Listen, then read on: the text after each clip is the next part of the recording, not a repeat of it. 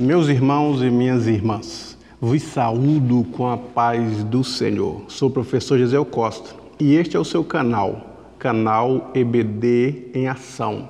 Um canal feito especialmente para você, para abençoar a sua vida com subsídios históricos, subsídios culturais, subsídios teológicos, enfim. Um canal feito para agregar na aula do professor e da professora da escola dominical, para que eles possam ter uma aula mais interessante ainda, mais dinâmica, para que os alunos possam cada vez mais valorizá-la e desejá-la a sua aula. Quero agradecer aos inscritos no canal. As pessoas estão comentando positivamente o que nós observamos e entendemos que é um retorno, porque quando as pessoas gostam do vídeo, aprendem e são ajudadas, eles então dão um like, eles dão um joinha lá e também dá o retorno comentando quanto foram agregados às aulas nos seus estudos. E você ainda que não é inscrito e está assistindo o vídeo pela primeira vez, convido-te a inscrever-se no canal. Inscreva-se no seu lado esquerdo do vídeo, lado inferior, tem uma palavra escrita inscreva-se, clique nela. Depois do seu lado esquerdo do vídeo, no lado inferior, você também pode ativar um sininho, um símbolo de um sino. Quando você ativa o sininho, cada vez que postamos novos vídeos aqui, você é notificado desses novos vídeos em primeira mão e poderá assisti-las em primeira mão. Então eu te convido a inscrever-se no canal, dar um likezinho, inscreva, dar um retorno, porque assim você está contribuindo. O YouTube entende que o vídeo está tendo retorno, está tendo aceitação e o nosso trabalho então está sendo divulgado através deste canal abençoado. Hoje estaremos estudando a lição de número 8. Hoje é 19 de agosto de 2018 e o tema é a sobriedade na obra de Deus. A importância de ser sóbrio. E o que a Bíblia fala da sobriedade, das bebidas fortes, das bebidas alcoólicas. A lição está tratando exatamente deste tema nesta aula. O nosso texto áureo, ele está em Efésios 5:18, um texto áureo muito conhecido pelos leitores da Bíblia Sagrada. E não vos embriagueis com vinho, em que há contenda, mas enchei-vos do Espírito, uma consonância ou uma dissonância entre estar cheio de vinho e estar cheio do Espírito. Existe uma diferença grande. A verdade prática. O exercício do ofício divino é incompatível com o alcoolismo, maus costumes e intemperança. Então, o exercício do ofício divino, ele não compete com o vinho, não compete com essas coisas que são derivadas das bebidas entorpecentes. O nosso comentarista, ele aborda na lição anterior o problema do fogo estranho ter consumido Nadab e Abiú. E ele diz que possivelmente o fogo estranho foi em detrimento de Nadab e Abiú estarem alcoolizados, ministrando na presença do Altíssimo. Isso pode ser possível, por mais que eu creia que eles ofereceram fogo estranho porque não pegaram as brasas do altar de holocausto lá fora. Mas essa consequência de não pegar as brasas pode ter sido por esquecimento devido à embriaguez, porque a Bíblia diz que a embriaguez, ela traz o esquecimento, traz transtorno, traz entorpecimento. Então, com certeza, eu concordo também com o comentarista em dizer que eles estavam embriagados, porque na sequência do texto, Deus proíbe a embriaguez para os sacerdotes, proíbe ingerir bebida pelos sacerdotes, principalmente na hora de ministrar os serviços do tabernáculo. O comentarista, ele fala no primeiro tópico sobre o vinho na história sagrada, que ele tinha o seu uso positivo. Por exemplo, o samaritano, ele fez uso do vinho para amenizar a enfermidade. Ele era usado medicinalmente, o vinho. Ele tinha as suas qualidades medicinais, que ainda vamos falar adiante no nosso comentário da lição. Ele fala da embriaguez de Noé, que não foi uma embriaguez positiva, e por causa da quantidade de vinhos ingeridos por Noé, trouxe transtornos e muitas coisas negativas para ele e para a sua família, mostrando o lado ruim do vinho quando tomado com um excesso grande. Também ele aborda a questão das filhas de Ló, que embriagaram Ló e por isso ele perde os sentidos, perde o chão por causa da quantidade de vinho que ele bebeu e nem mesmo Ló sabia o que estava fazendo, e a consequência disso foi nações ímpias e desgastantes que não foram aprovadas por Deus.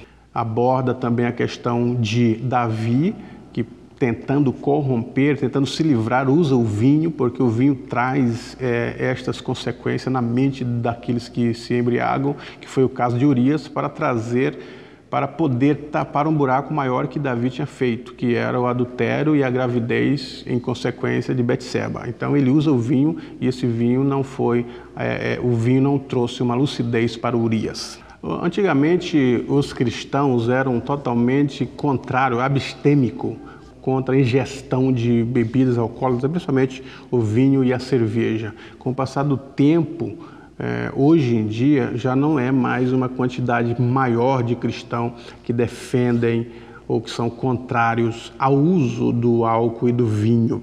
Mas muitos cristãos hoje têm achado prerrogativa para continuar na ingestão de bebidas alcoólicas ou até mesmo de vinho.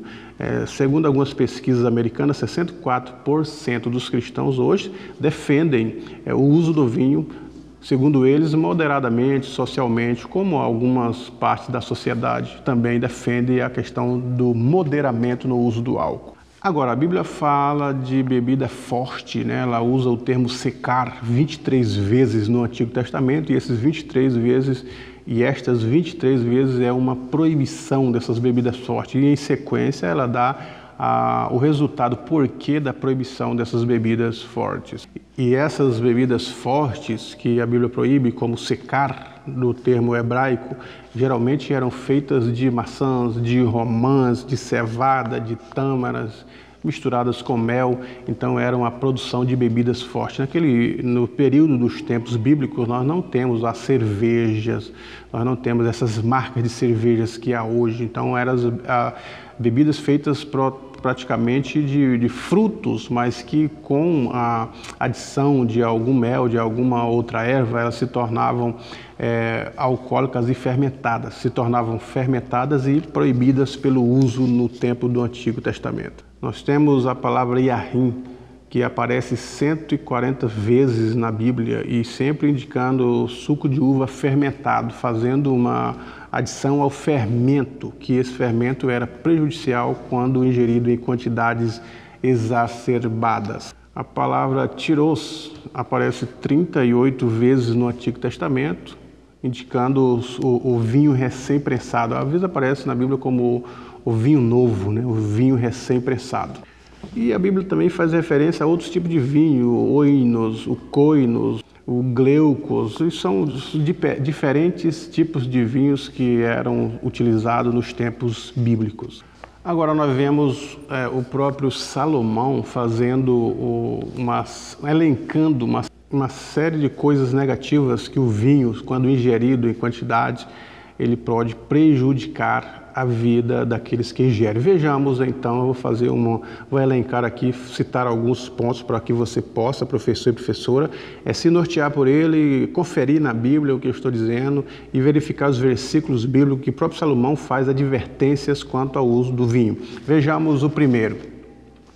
Desaceleram o processo de pensamento. Em Provérbios 3, 4 a 5 diz que o vinho ele desacelera o processo do pensamento. Deixam atordoada e cambaleante a pessoa. Jó, capítulo 12, versículo 25. Associam-se ao egocentrismo, conforme Abacuque, capítulo 2, versículo 5. Causam enjoo e mal-estar, conforme Jeremias 25 e 27. Provocam esquecimento, Provérbios 31, 6 e 7. Produzem sonhos e visões delirantes, Provérbios 23 e 33. Resultam em sonolência, conforme Gênesis capítulo 9, versículo 20 a 25. Geram complacência e preguiça, Sofonias capítulo 1, versículo 12.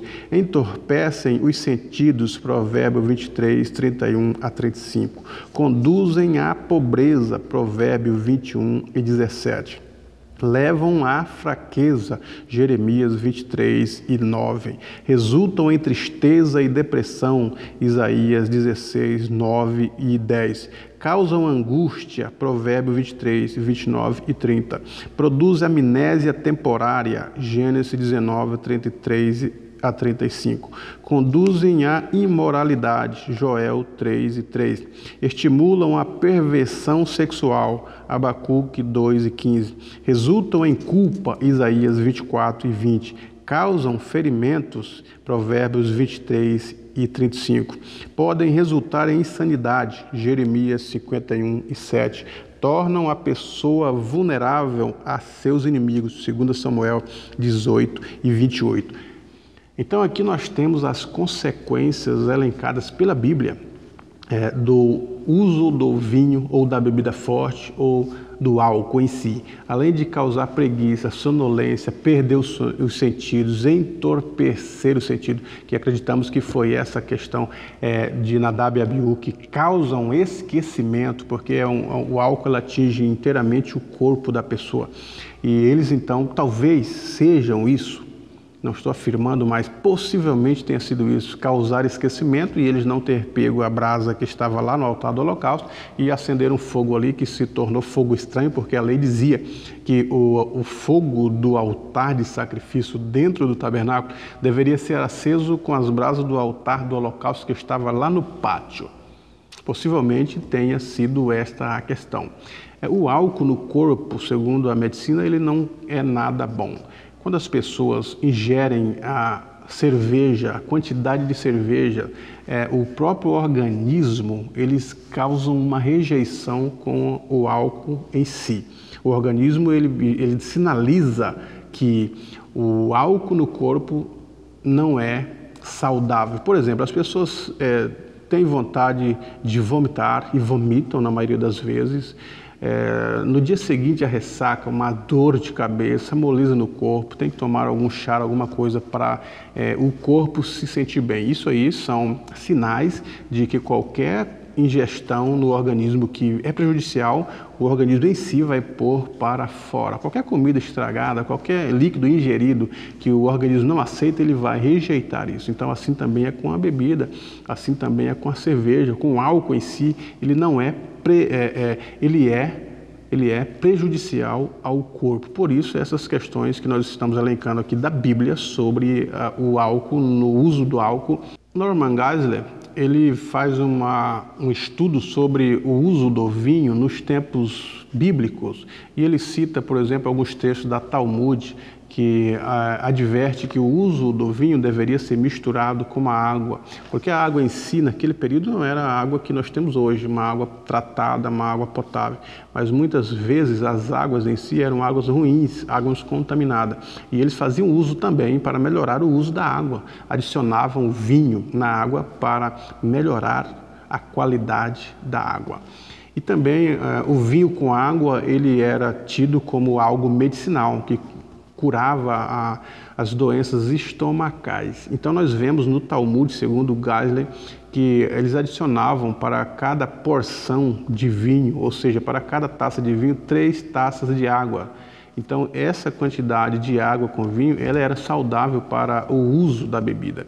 Ela não era uma quantidade que deixava a pessoa inebriante, mas simplesmente se a pessoa quisesse ficar bêbada com a quantidade de vinho misturado com água, o mínimo que deveria tomar para começar a perder o sentido eram 20 taças, ingerir 20 taças de água misturada com vinho. Uma quantidade muito grande, quase que impossível para as pessoas tomarem para buscar em si a embriaguez. O Mishnah judaico, ele estava escrito não ter o vinho como uma bênção até adicionar água em si para poder ingerir. Aí eles se tornavam uma bênção. Segundo as pesquisas dos tempos bíblicos, até mesmo os pagãos, eles utilizavam o uso da água misturada com vinho, como Homero mesmo, ele fala para cada porção de vinho adicionar 20 porções de água. Homero, que era tido como pagão, os escritos dele têm esses relatos ditos que a adição da água no vinho seria saudável para a saúde das pessoas. Robert Stein, ele relata que nos tempos bíblicos o vinho era produzido e colocado em vasilhas como ânforai, que eram retangulares, que ficavam guardadas o vinho puro. E quando eles eram tirados de lá, eram colocados em outras vasilhas como cráter, e do cráter já adicionado a água. E ali do cráter eles eram tirados para as taças, que eram chamadas de kílix. E estas taças já vinham uma adição completa de água, segundo as pesquisas de Robert Steiner. Então nós vemos aí nos tempos antigos, paralelo aos tempos bíblicos, a adição da água no vinho já com esse intuito de tirar a quantidade de álcool ou de diminuir o potencial do vinho no uso da bebida das pessoas dos tempos bíblicos.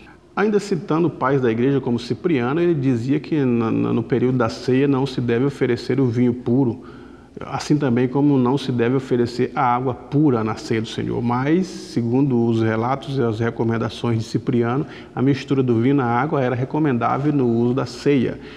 Também vemos Clemente de Alexandria, um dos pais da igreja, ele dizia: é melhor misturar a maior quantidade possível de água no uso do vinho, porque isso seria um bem maior para o corpo e para a sociedade que usava desta bebida nos tempos bíblicos. A ingestão de bebidas entorpecentes, bebidas alcoólicas, pode causar até morte. Vejam, causam mais morte do que qualquer outra droga.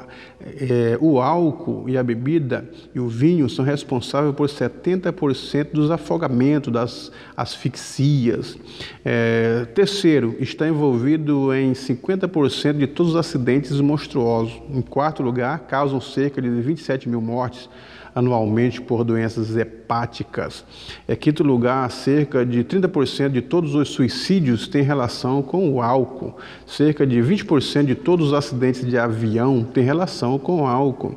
Cerca de 50% de todos os homicidas estão embriagados no momento do homicídio. Cerca de 50% de todas as mortes por acidente com fogo têm relação com o álcool. É uma das principais causas de morte em cerca de 1/3 dos acidentes de trânsito. Então nós vemos esses estudos, essas pesquisas feitas em relação ao uso de bebidas alcoólicas. Cada vez mais a quantidade de bebidas que são vendidas, que são distribuídas, divulgadas pela mídia e por outros meios de comunicação, tem trazido uma série de consequências em relação ao uso dessas bebidas pelas pessoas do mundo inteiro. Ainda as estatísticas apontam outras conclusões em relação ao uso de bebidas. Vejamos, o álcool, dentre todas as drogas, é o que mais contribui para a morte. O álcool provoca o vício em drogas, está envolvido tanto no abuso de esposa quanto de filhos pelos que bebem, leva a doenças mentais e físicas. Cerca de 45% dos sem-tetos são alcoólatras.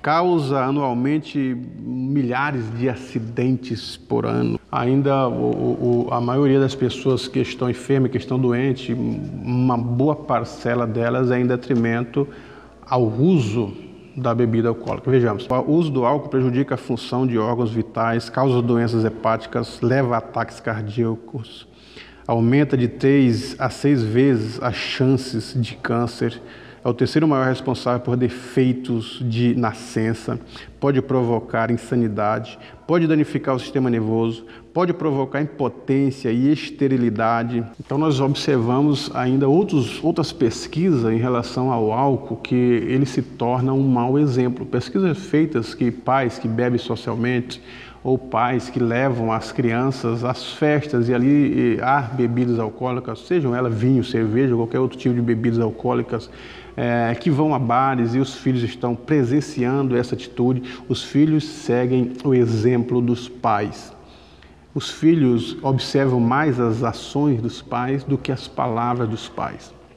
Por isso que essas pesquisas quanto ao álcool como um mau exemplo para a família, ela tem esses relatos positivos porque os filhos estão observando as atitudes dos pais e querem fazer aquilo que os pais estão fazendo e pensam que aquilo que os pais estão fazendo é algo acertado e muitas vezes aquilo que dizemos aos filhos eles não são aceitos tanto quanto aquilo que fazemos. Por isso que o álcool ingerido em família pelos pais em detrimento em relação aos filhos, ele é um mau exemplo. No período dos tempos bíblicos, além da água ruim que eles possuíam,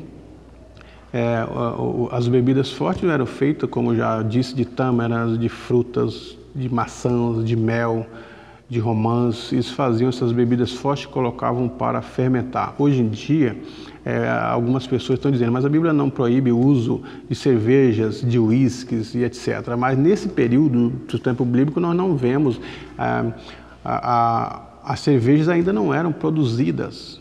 Hoje em dia, sim, na atualidade, leva o nome de cervejas, leva o nome de uísques, leva o nome de outras séries de bebidas que contêm o álcool. Agora, tem as bebidas saudáveis na atualidade, que são feitas de frutos, são os sucos, o leite, a água potável em si é algo saudável, uma série de outras bebidas que poderíamos elencar aqui. Alguns dizem assim, mas o refrigerante ele faz mais mal do que bebidas alcoólicas. Então vamos controlar o refrigerante, nós não vamos aqui dizer que o refrigerante não causa mal. Tudo aquilo que prejudica o nosso corpo deve ser evitado pela fermentação. Os refrigerantes em excesso, lógico, que causam mal, assim também como o álcool. Então o certo é fazer uso de bebidas naturais para que possamos ter uma vida saudável, porque a Bíblia diz, se destruirmos o templo do Espírito, o templo de Deus, Deus o destruirá. Muitas pessoas pensam que os pecados são somente aqueles pecados imorais ou pecados de atos, como roubo, como a morte, ou, por exemplo, matar alguém, ou falar mal de alguém, mas a Bíblia também faz uso das quantidade de comida e a quantidade de bebida, né? Os comelões e os beberrões. E a Bíblia diz lá em Gálatas que os que praticam tais coisas não herdarão o reino de Deus. Uma advertência para aqueles que comem demais, que vivem para comer e não comem para viver. E assim sucessivamente. Nós devemos cuidar sim do nosso corpo, zelar porque é um templo de Deus, buscar a saúde plena. É uma recomendação bíblica. E alguns ainda dizem que o vinho que a Bíblia recomenda é o vinho sem álcool. Mas o que Paulo está dizendo aos cristãos em Coríntios era que eles na ceia não se embriagassem com vinho. Se o vinho era sem álcool, dificilmente eles estariam bêbados. Outra referência é os discípulos no dia de Pentecostes. Alguns diziam, estão cheios de mostos, quer dizer, cheios de vinhos. E se fosse suco, dificilmente eles estariam embriagados. Então, a adição da água é a mais recomendável, conforme as tradições judaicas, no uso do vinho, que quebra esse potencial do álcool na utilização do vinho. Algumas objeções são levantadas quanto ao uso das bebidas alcoólicas, quanto ao uso do vinho, dizendo assim, se Deus quisesse que não bebêssemos vinho, Ele não teria permitido ou criado o álcool. Mas o álcool, a única utilização do álcool não é somente na bebida. O álcool ele tem outras funções, além de entorpecer os sentidos das pessoas. Vejamos, o álcool é empregado como estimulante, conforme 2 Samuel 16:2. O álcool é usado como um antisséptico. Lucas diz que o bom samaritano chegou perto dele, enfaixou suas feridas, aplicando-lhes azeite e vinho e pondo sobre as suas próprias montarias, levou-o para uma hospedaria e cuidou dele. Lucas 10:34. Por último, o álcool é laxante. Por isso, Paulo afirma em 1 Timóteo 5:23, por causa do teu estômago e de tuas doenças frequentes, não bebas apenas águas, mas também um pouco de vinho diluído. Então o álcool ele é um estimulante para o cansado. Ele é um antisséptico para o ferido. Ele é um laxante para aqueles que precisam de medicamentos estomacais. Então o álcool ele tem outras utilidades, não somente entorpecer as pessoas na ingestão de bebidas, de vinhos, etc. Outro diz assim que a Bíblia ela proíbe a embriaguez, a quantidade de bebidas para embriagar, mas não o uso da bebida. Mas a Bíblia também apresenta outros resultados da bebida sem ser a embriaguez. Vejamos, a Bíblia diz que o álcool causa enjoo e mal-estar, Jeremias 27:25. Que provoca esquecimento, Provérbio 31:6-7, que gera complacência e preguiça, Sofonias 1:2, que conduz à pobreza, Provérbio 21:17, que resulta em tristeza e depressão, Isaías 16:9 e 10. O álcool também causa angústia, Provérbios 23, 29, 30, que conduz à imoralidade, Joel 3:3, que estimula a perversão sexual, Abacuque 2 e 15, que resulta em culpa, Isaías 24 e 20, que causa ferimentos, Provérbios 23 e 35, que pode resultar em insanidade, Jeremias 51 e 7, e torna a pessoa vulnerável a seus inimigos, 2 Samuel 13 e 28. Então a embriaguez não é o único meio para se abster-se do álcool, mas ela é viciante e causa dependência e é prejudicial aos aspectos físico, emocional, psicológico e social. Alguns dizem que Deuteronômio 14, 26 diz: comprarás com esse valor tudo o que desejares, bois, ovelhas, vinho, bebida forte e tudo mais que tua alma pedir. Comerás ali diante do Senhor e te alegrarás, tu e tua família. Então, com esse texto, alguns justificam o uso de bebidas fortes, de vinho, e eles estão fazendo exatamente isso porque, segundo esse texto, é uma recomendação. A Bíblia não está proibindo, mas está alertando, e eles fazem porque a Bíblia está mandando. Agora, nós não devemos pegar versículos isolados. Eu li diversos outros versículos da Bíblia apresentando a reprobabilidade do uso do vinho com álcool. E em outras partes da Bíblia, a Bíblia não recomendará a bebida forte para as crianças. Aqui está falando das famílias. Então é um versículo fora de contexto. Devemos saber do que o versículo está falando. Mas é um versículo fora de contexto aqui. Então a Bíblia não recomenda o uso de álcool para as crianças, para a família em si. Se a Bíblia proíbe o nazireu de usar bebida forte, se proíbe os levitas de usar bebida forte, se proíbe os sacerdotes, os levitas escolhidos para ministrar dentro do tabernáculo, era proibição. Por que essa proibição? Se em outro texto a Bíblia está recomendando o uso de bebidas fortes. O Norman Geisler fala que esse texto está falando da compra do vinho, da bebida forte para a viagem, mas exatamente não para o uso da bebida em si sem a mistura da água, mas ele tinha diversas utilidades. A compra do vinho e da bebida forte, a única razão não era só para a ingestão, mas ela era para os cuidados das ferimentas, os cuidados da saúde. E quando, no período da ingestão, o Talmud está dizendo que era adicionado água a este vinho forte para que eles pudessem fazer o consumo adequado. Alguns falam que é uma atitude legalista proibir o uso de bebidas fortes. Não é uma atitude legalista a proibição de bebidas fortes, porque o que é o legalismo? É promover a salvação a partir destas observações de costumes, de tradições. Isso é o legalismo. Dizer que o caminho é por esse, não é esta a atitude da lição. A lição não está dizendo que aqueles que deixam de beber bebida forte já têm a sua salvação garantida. Isso seria legalismo. Mas advertir para as coisas negativas que o álcool produz quando ingerido em grande quantidade. Os efeitos negativos é muito maior do que os positivos. Outros dizem que a Bíblia não apresenta a proibição e todas as coisas que citamos em relação ao Talmud e as outras tradições judaicas são extras bíblicas. Então nós não podemos fazer uso daquilo que é extra bíblico para fundamentar uma doutrina bíblica. Agora acontece que aquilo que é positivo, que não contraria a Bíblia, que são extras bíblicas, não são antibíblicos. Você entendeu? Eu vou repetir. Aquilo que não contraria a Bíblia, mas que apoia a Bíblia, ele pode ser algo positivo.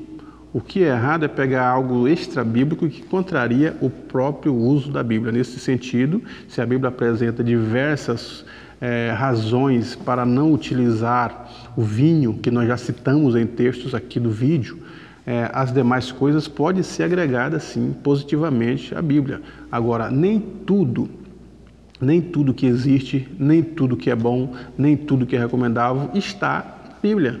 A Bíblia tem o nosso ensino perfeito, ela está completa. Agora, nem todos os milagres de Cristo foram escritos na Bíblia. Ou, por exemplo, a palavra Lúcifer, ela não está na Bíblia, todavia Lúcifer existe.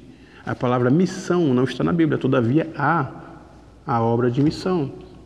A palavra Trindade não achamos na Bíblia, todavia o estudo da Trindade existe. Então não significa que porque a Bíblia não aborda, devemos praticá-la. Mas tudo aquilo que ela adverte, as coisas extras bíblicas apoiam, pode ser algo recomendável. No terceiro tópico da lição, a lição fala de ministros cheios do Espírito Santo de Deus. Isso é mais louvável. Um ministro, um pastor, um obreiro, um irmão, que ele é sóbrio, está sóbrio no trabalho, está sóbrio na escola, está sóbrio na igreja, é muito melhor do que aquele que não está sóbrio. A sobriedade, ela traz uma consciência tranquila e a razão nunca é perdida. Então, a lição ela fala exatamente sobre isso, recomendações aos ministros pelo uso do vinho, o cuidado com a embriaguez, recomendações à igreja, toda a igreja em si está inserida nesse contexto. Então, o encher-se do Espírito é deixar-se de lado o uso de bebidas, mesmo que a gente não entenda essa relação, se é proibido ou não, se é pecado ou não, que alguns colocam dessa forma, né? Trazem estes questionamentos. O importante é viver sóbrio e buscar o Espírito de Deus. Isso é a discussão do Espírito, ela é indiscutível. Lógico que precisamos estar cheios do Espírito de Deus. E para estar cheio do Espírito Santo de Deus, devemos estar lendo a Bíblia, estar sóbrio e esquecer essas picuinhas de que pode, que não pode, é pecado, não é pecado, e ler a Bíblia. Vamos ficar com a Bíblia, vamos ficar sóbrio, vamos procurar fazer um trabalho saudável, como os levitas faziam, eram exemplos para todo Israel. Todo Israel estava de olho nos levitas, nos sacerdotes, nos escribas que ministravam, era um exemplo. Todos queriam e desejavam ser como eles. Foi assim com Coré, por mais que Coré, Datã e Abirão, eles olharam pelas lentes da inveja, do desejo, da cobiça. Mas o povo de Israel olhavam para os sacerdotes e viam eles como exemplos, homens sóbrios, homens cheios de Deus, homens que falavam com Deus. A postura da igreja e dos ministros na atualidade deve ser estas. As pessoas devem olhar para nós e observar que temos comunhão com Deus, que podemos chegar diante de Deus, e assim como as recomendações eram para os sacerdotes, eram para os levitas que ministravam no tabernáculo, hoje todos nós somos sacerdotes. Pedro diz isso, a igreja é sacerdócio real. Então é válido para a nossa vida hoje a sobriedade, a mente boa, a mente saudável, e não somente em relação a deixar-se o vinho de lado, não é somente isso, mas uma mente sadia, um pensamento bom diante de Deus, a saúde espiritual, a saúde mental. Muitas pessoas estão em depressão na igreja, muitas pessoas, diversas pessoas, estão envolvidas com o mal dos séculos, cristãos envolvidos com o mal do século, que é a ansiedade, que é o estresse. Então não é somente o álcool, mas todas essas questões devem ser tratadas, se não fazer uso da medicina, da psicologia, procurar a saúde mental, procurar a saúde espiritual. A nossa atitude não é somente em relação ao corpo, mas muitas pessoas não têm a saúde mental. Muitas pessoas, inclusive obreiros, estão com depressão. Muitas pessoas, inclusive obreiros, estão com ansiedade, com estresse, com estafe. E nós precisamos ter esta sobriedade na vida. Uma mente saudável, uma saúde mental saudável, uma espiritualidade saudável, um compromisso com Deus muito bom. Então, essas relações da sobriedade, ela vai muito além do que é a bebida e o álcool. Meu professor e minha professora, que Deus em Cristo te abençoe, que a sua aula seja rica, que os alunos cada vez mais desejem aprender com você, professor e professora, e que o Espírito Santo possa falar melhor ao seu coração. Deus em Cristo vos abençoe.